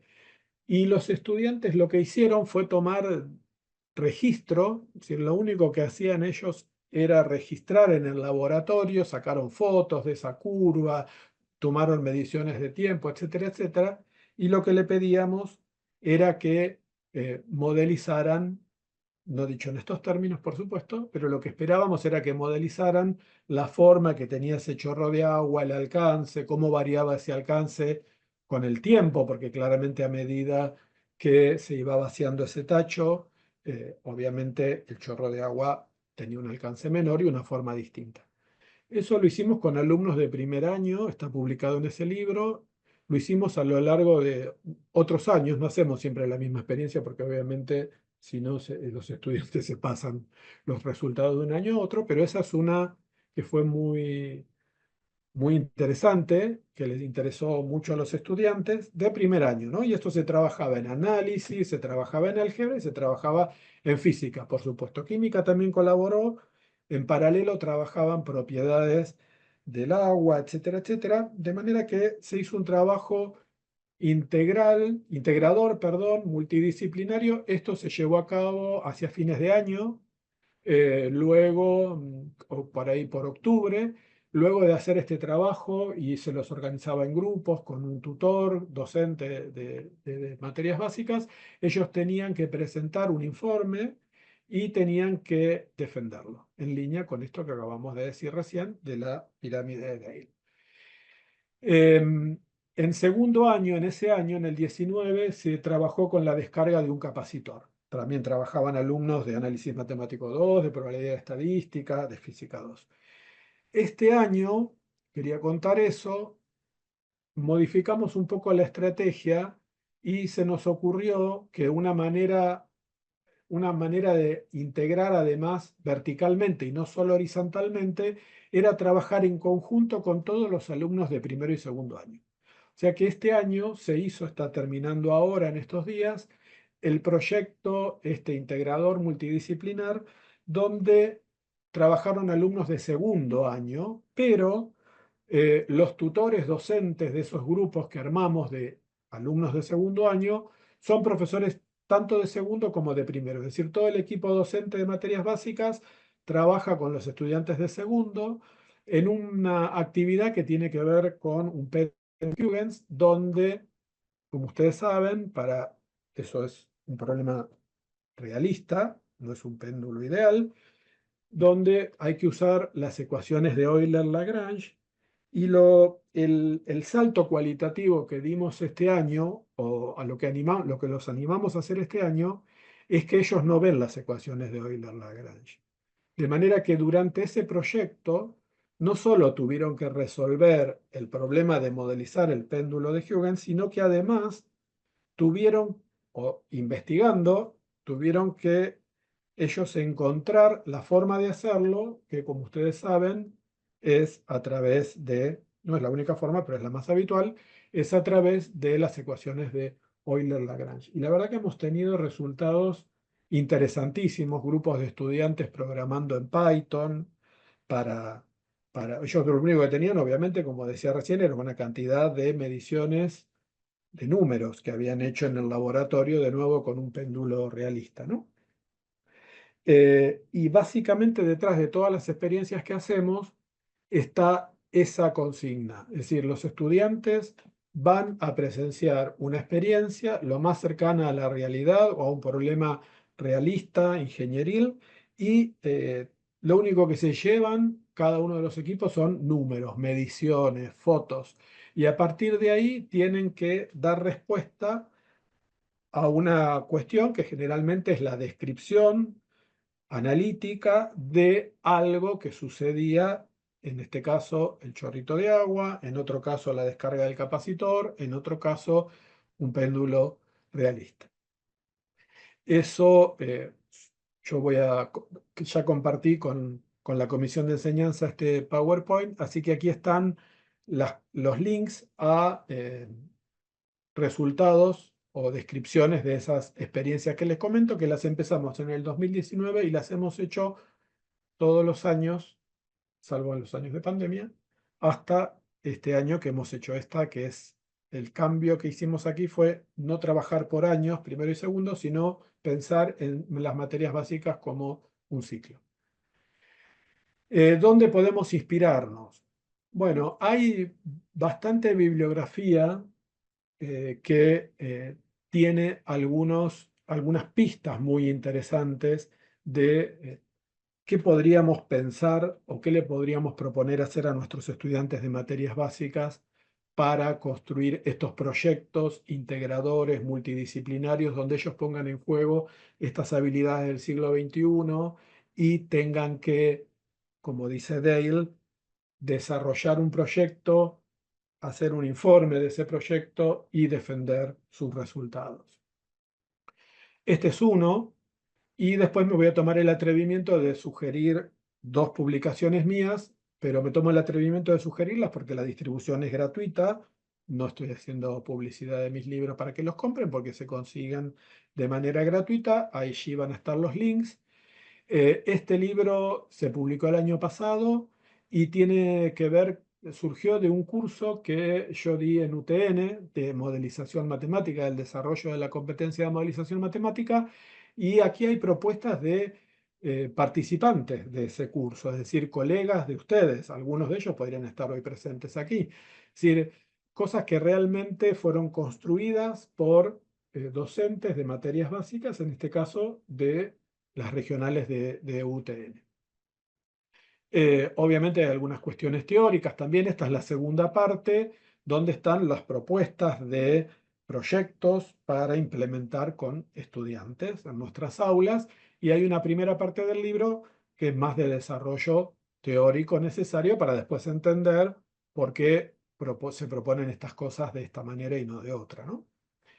Y hay un segundo libro que es muy reciente, que es precisamente Educación STEAM en tiempos de inteligencia artificial generativa, donde en un primer capítulo yo cuento un poco de lo que les estoy contando hoy en esta conferencia, pero además lo vinculo con algo que dije también, con la inteligencia artificial generativa y cómo existen estas sinergias entre ambas y la necesidad de no hacer, como decía Luis en un comentario, no hacer como que no existen los celulares o no existe la inteligencia artificial, sino al revés, pensar que tenemos que incorporarlas a nuestras aulas y a nuestras tareas de enseñar y a las de aprender de los estudiantes lo más rápido posible, pero de manera significativa, ¿no? Es decir, como cualquier tecnología, no se trata de incorporarla de cualquier manera, sino de una manera que realmente favorezca el desarrollo de las competencias que queremos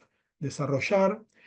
Hay un capítulo de Idalí Calderón donde ella cuenta su experiencia. Idalí fue docente durante muchos años del Tecnológico de Monterrey y cuenta cómo es la experiencia de trabajar con educación STEM en el caso del Tecnológico de Monterrey.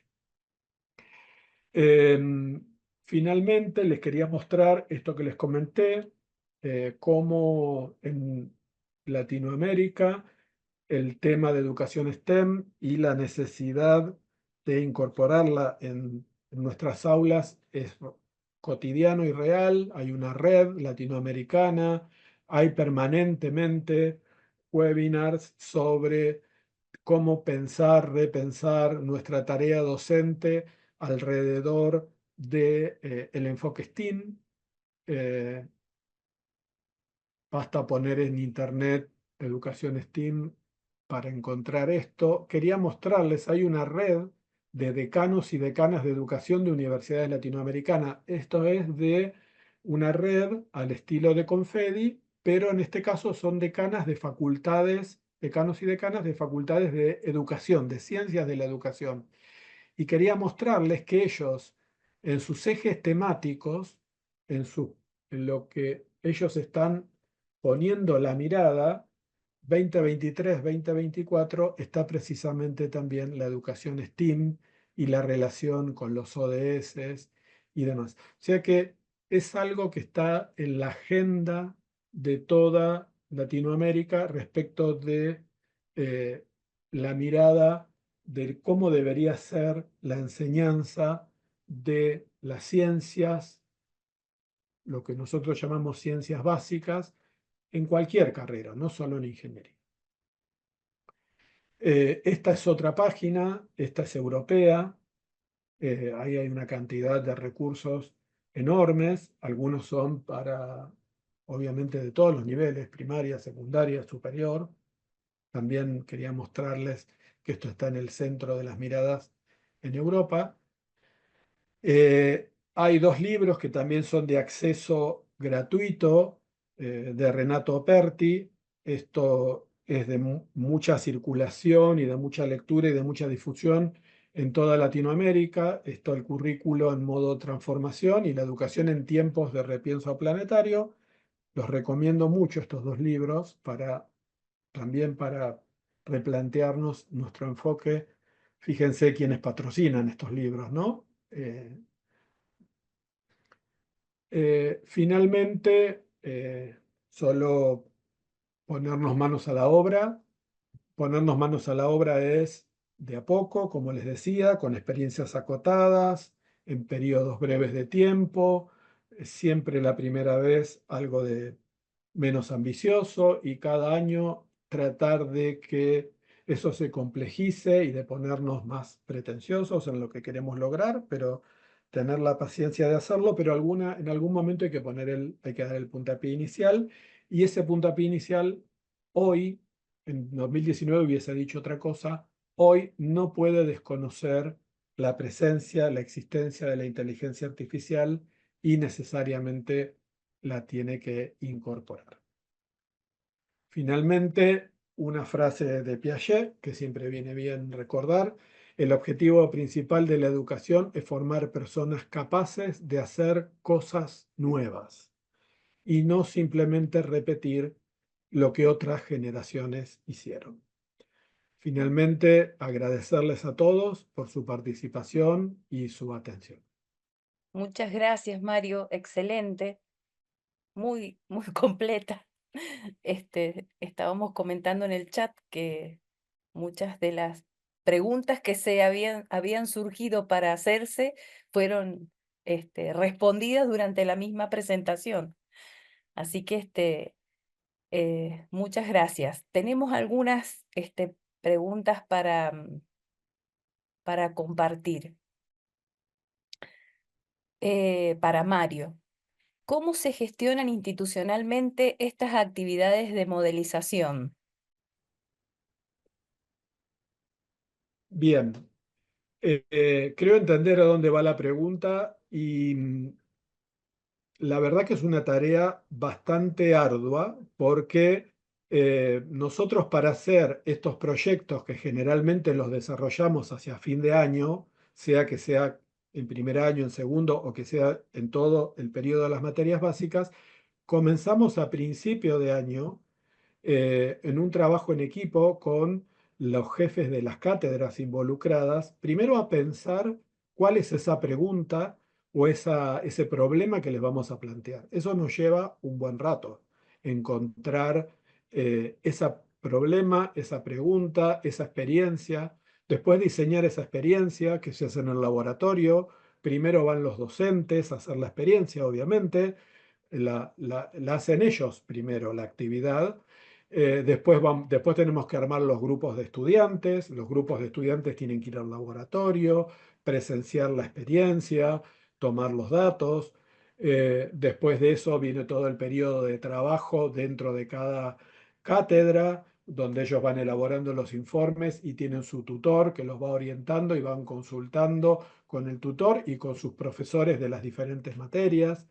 De modo que institucionalmente es el desafío de trabajar en equipo, lo cual también es un esfuerzo que tenemos que hacer, no es fácil, es un desafío, pero tenemos que construir y generar institucionalmente los espacios me refiero a los tiempos y los lugares para que esto suceda, porque también institucionalmente, si les demandáramos a nuestros docentes este trabajo, pero no lo promovemos, no ayudamos a que esto suceda, evidentemente no va a suceder.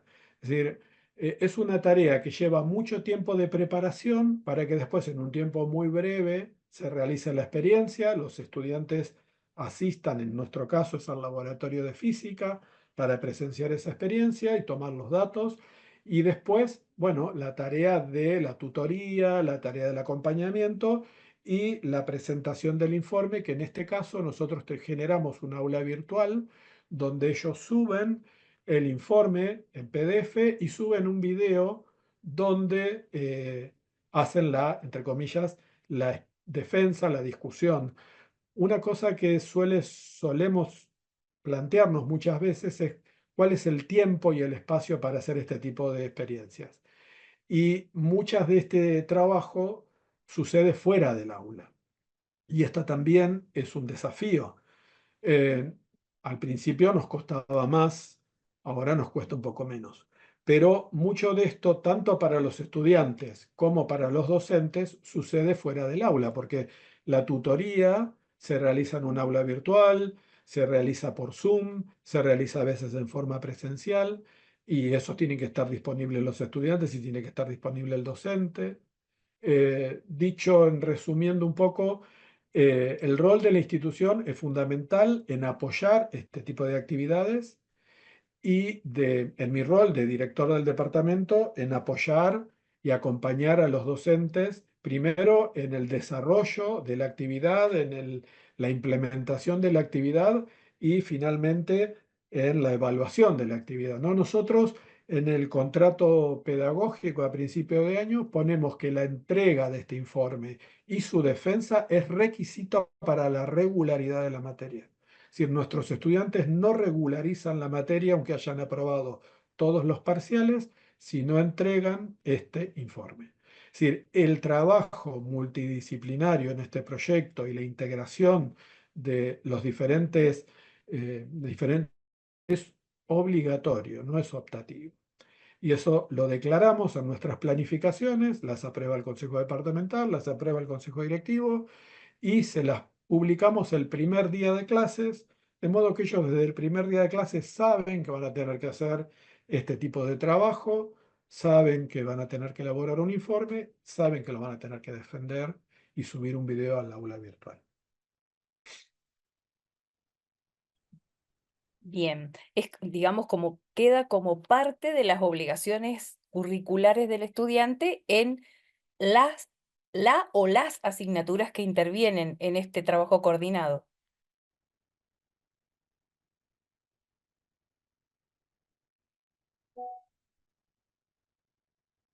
Bueno,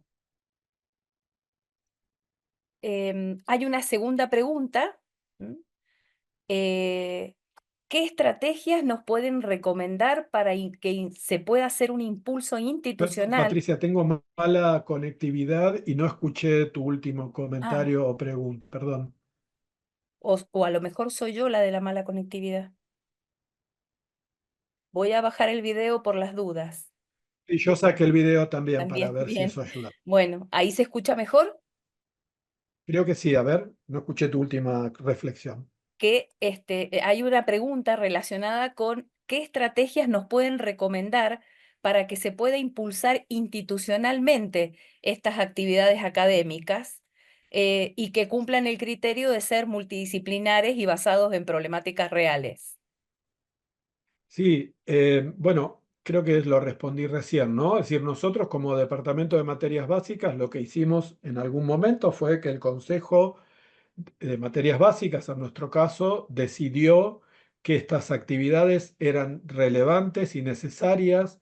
En ese momento estábamos hablando sobre el enfoque basado en competencias y la adecuación curricular y demás, y entonces consideramos que teníamos que hacer algo en la realidad en línea con esto.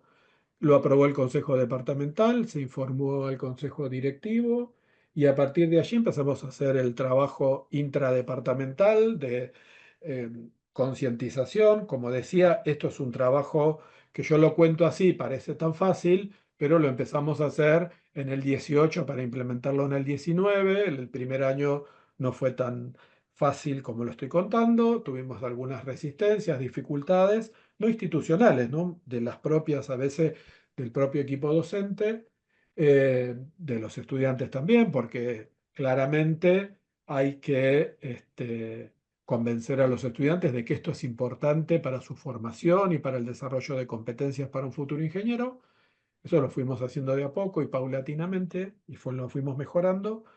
Pero yo creo que más que nada se trata de convencer, más que una cuestión institucional, se trata de convencer a nuestros colegas de materias básicas que esto es importante para nuestros estudiantes y una vez que logremos convencer a la masa crítica necesaria, yo creo que ya tenemos listo para el- dar el puntapié inicial y hacerlo por primera vez. Y como digo, nunca la primera vez sale como uno lo imagina y va haciendo ajustes, va perfeccionando.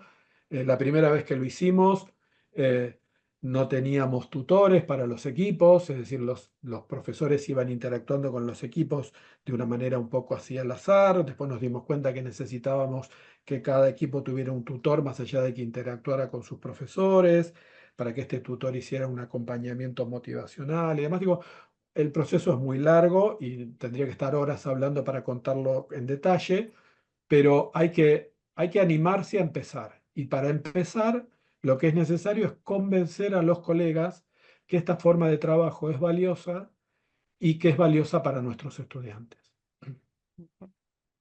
Bien, muchas gracias.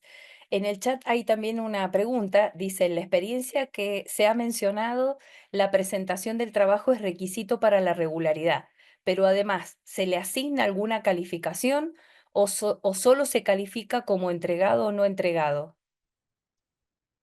Muy buena la pregunta. En nuestro caso es solo entregado o no entregado. El tema es que entregado quiere decir entregado y aprobado, ¿no? Y Aprobado quiere aprobado. decir que el tutor, que es el que finalmente resume el trabajo que han hecho y la participación de los otros, la información que le dan los otros docentes, y es el que lee el informe que se presenta, decide que está aprobado, es decir, que tiene los requisitos mínimos para que responde a la pregunta, que es una buena respuesta de todas las posibles a la pregunta que se le hizo o a lo que se le pidió resolver, una solución posible, y le pone aprobado en un registro que nosotros tenemos, y entonces cuando finalmente se va a dar la regularidad de la materia, el profesor, cada profesor en su materia, además de chequear que cumpla con las condiciones que él puso en su cátedra, chequea que el estudiante haya entregado, aprobado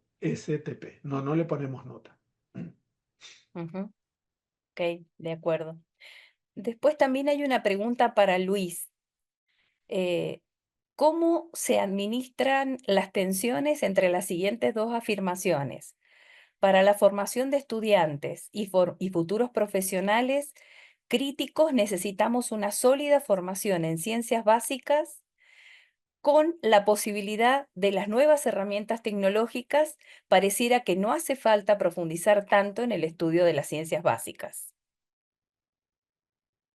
Bien, yo no estoy convencido de eso, de que no haya que profundizar en las ciencias básicas. Tal vez lo que tengamos que pensar en esta tensión que sostenemos entre lo que se requiere a enseñar y lo que enseñamos es poder ponernos en discusión. Digo, gran parte de las tecnologías que hoy se usan implican un conocimiento de lo matemático y lo físico conceptual que es distinto posiblemente al que nosotros estamos impartiendo en las aulas. Lo que tenemos que dejar de concebir, hay un ejemplo claro hay un modelo de enseñanza que es muy claro, yo que en algún momento pasé por la música, que es la enseñanza del conservatorio.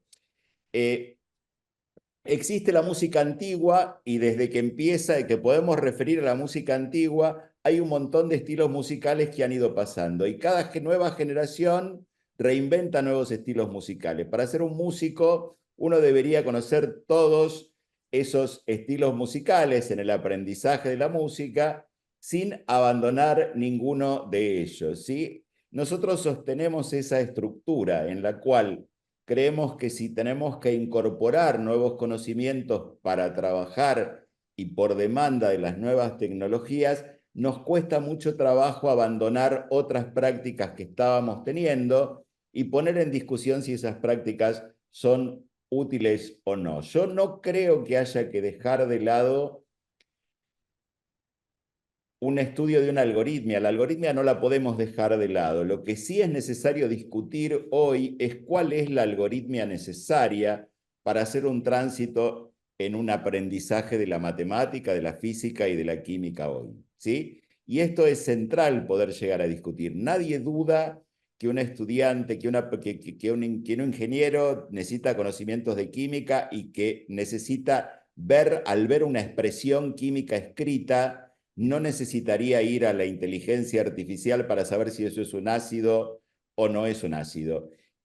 Uno debería poder leer. Esos son conocimientos que hay que tener seriamente. Ahora, saber hoy de memoria si una matriz es antisimétrica o no es antisimétrica, no es algo que uno debería saber de memoria porque puede entrar al Google y lo puede encontrar. Digo, tenemos que poder establecer previamente a construir estos recorridos didácticos cuáles son las cosas centrales y cuáles no son las centrales. Yo enseño estadística, hay numerosos instrumentales que usan, por ejemplo, el concepto del análisis de varianza.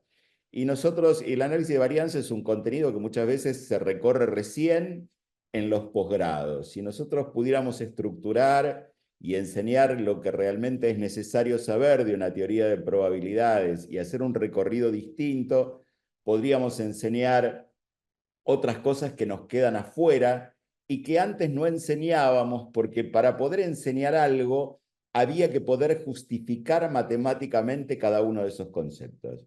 Ahora hoy no es necesario, hay que poder estudiar una matemática más conceptual. Entonces, generar esa discusión de qué y el cómo es una tarea interna de cada institución, en diálogo de los departamentos de ciencias básicas, las tecnologías básicas y las tecnologías aplicadas. Este recorrido hay que poder discutirlo institucionalmente y hay que construirlo acorde con las culturas institucionales. No hay una receta hoy para decir qué queda fuera y qué queda dentro. Yo estoy convencido de eso. Pero desde el momento en que no establezcamos y abramos la puerta para empezar a discutirlo, el tiempo nos sigue corriendo. Bien, muchas gracias, Luis. Mario también ha Sí. levantado la mano para poder hacer algún comentario. Sí, en línea con esta pregunta y con la respuesta de Luis, reforzar un poco esto que ha dicho Luis, que comparto totalmente, ¿no? Es decir, si miramos algunas de nuestras materias, muchas veces las planificaciones parecen el índice de un libro, ¿no? Y esta es esta concepción que venimos arrastrando desde hace muchos años, de cuando nosotros éramos estudiantes y de esto que llamamos el enfoque tradicional. Tenemos, nos cuesta mucho pensar que podemos abordar algo que sea complejo, algo que requiera conocimientos que aún no fueron construidos y a partir de allí construir conocimiento y aprender. Es algo que a nuestra generación y a los que estamos hoy enseñando nos cuesta mucho porque nosotros aprendimos y vivimos en un sistema educativo distinto, en una sociedad distinta, ¿no? Es decir, porque no es que eso estaba equivocado, es decir, era lo que funcionaba en esa sociedad. Y lo seguimos preservando con cambios sociales y tecnológicos importantísimos, ¿no? Nosotros somos la generación que vivió, que tuvimos, no sé si la suerte o la desgracia, de vivir en todos estos cambios, en todas estas innovaciones tecnológicas de las últimas décadas.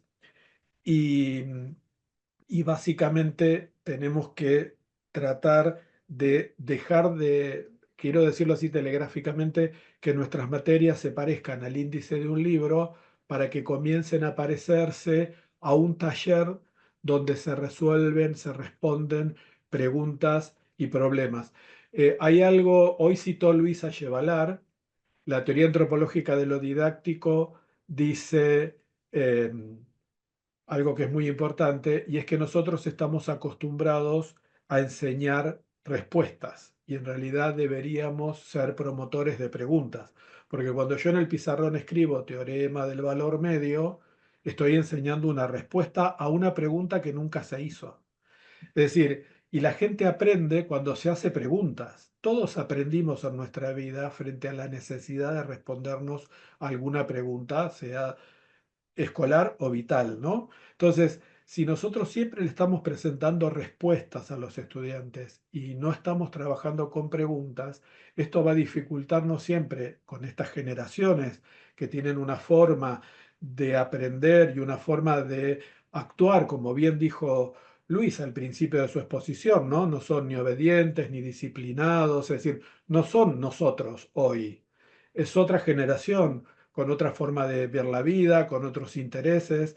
Entonces, probablemente esta situación de presentar respuestas a preguntas que nunca nadie se hizo, digo nunca nadie se hizo, me refiero a nuestros alumnos, nos estén dificultando la enseñanza y el aprendizaje en vez de facilitarla, ¿no?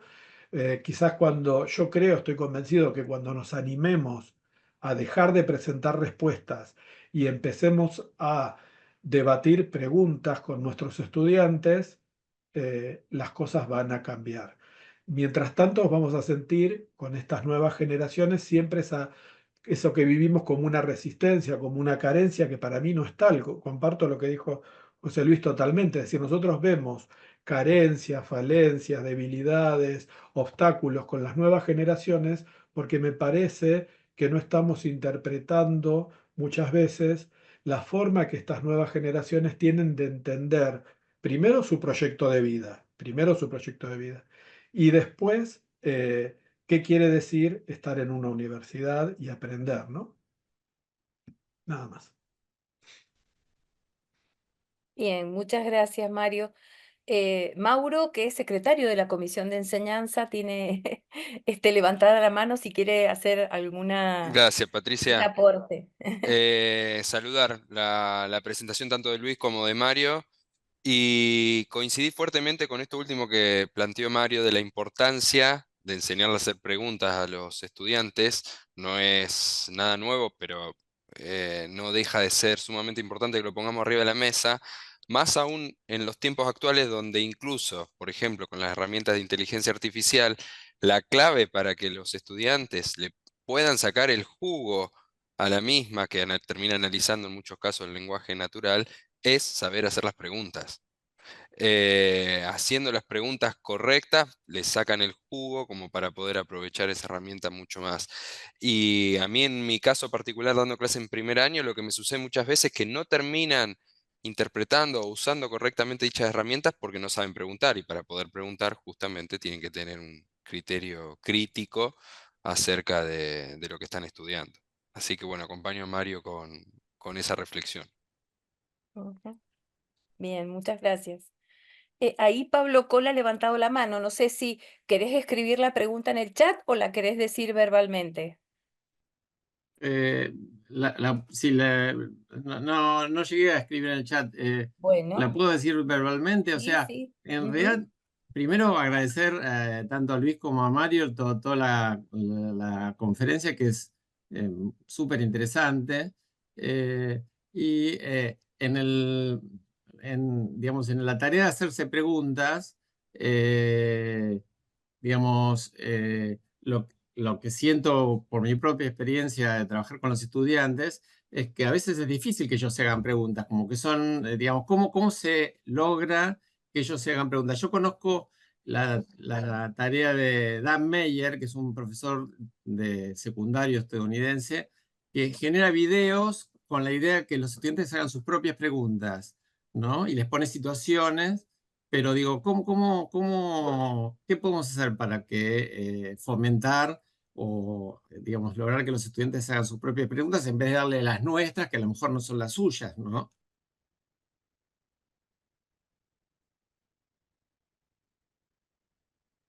Sí, arranco un cachito. Yo creo que de alguna manera empezar a pensar que la dinámica es hacer preguntas y empezar a tirar algunas preguntas es habilitar de alguna forma a que esta dinámica es posible adentro del aula. A mí me parece que esto es indiscutible, digamos, ¿no? Si solo somos respondedores, el alumno lo que espera es que uno cuente lo que está pasando, pero si uno empieza a preguntar y a habilitar este espacio de preguntas, a veces lanzar una pregunta implica para el estudiante hacerse otras preguntas porque están enganchadas y encadenadas en buscar la solución a ese problema. Yo creo que ese es un camino posible. Algo que me había quedado pendiente y en función con las preguntas, justamente, Pablo, que me había quedado pendiente, lo había pensado, lo había estructurado, ¿no? Respecto del cambio cultural y generacional. Nosotros cuando estudiábamos, nos proponían estudiar algo que no nos convencía demasiado, preguntábamos la pregunta clásica, ¿no? ¿Para qué me sirve esto? La Ujú. pregunta de hoy ya no es para qué me sirve esto, sino que la pregunta que aparece hoy es ¿por qué tengo que hacerlo de esta manera si tengo una multiplicidad de posibilidades adelante mío que me las resuelven más fácilmente? Digo, ¿no? Yo decía, bueno, ¿por qué tengo que hacer todo un análisis de función para ver cómo es una gráfica si tengo el GeoGebra que me la grafica? Y lo tengo en el celular y lo hago en 5 minutos. ¿Sí? ¿Por qué tengo que resolver a mano una ecuación larguísima y espantosa si puedo poner esto, hacer un programita y puedo ponerlo adentro de este programa y que me lo resuelva? Yo creo que esta también es la pregunta que ha cambiado y ahí es donde nosotros tenemos menos respuestas que antes con el para qué. Yo no tengo más preguntas registradas, así Uy, que bien. hemos sido largos hoy. Sí, pero ha estado interesante, por eso que Sí, sí, sí. se ha extendido. Gracias, Mario, muchas gracias, Luis, por colaborar. Sí. Gracias a los que han asistido y han estado escuchando.